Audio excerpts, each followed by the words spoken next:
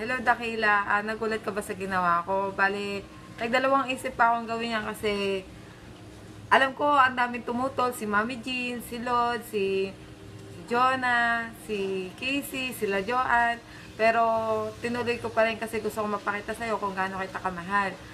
Yung sinasabi ko naka-move on na ako, ah, ginagawa ko siya. Ginagawa ko siya sa paraan na alam kong tama. At saka yung sinabi mo na maging magkaibigan tayo, tinatanggap ko naman kasi alam ko yun yung makakabuti. Ginawa ko lang to kasi gusto ko mailabas yung feelings ko para tapos na talaga. Salamat kasi nandiyan ka palagi, lagi mo ko iniisip, inaalala kung kumain na ba ako, yung pagsisale ko, yung pakiramdam ko. Salamat kasi hindi mo pa rin ako pinabayaan, nandiyan ka pa rin sa tabi ko.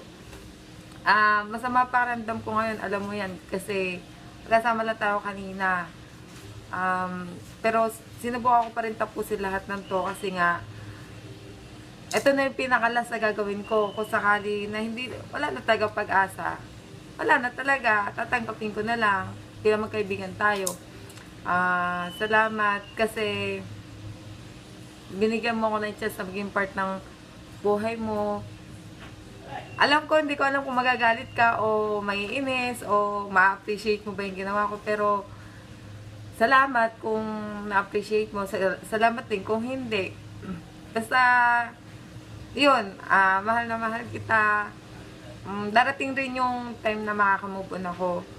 At sana, yung time na yun yung time na malaman mo sa sarili mo yung pagkakamali mo, yung mahanap mo kung ano ba talaga yung nararamdaman mo.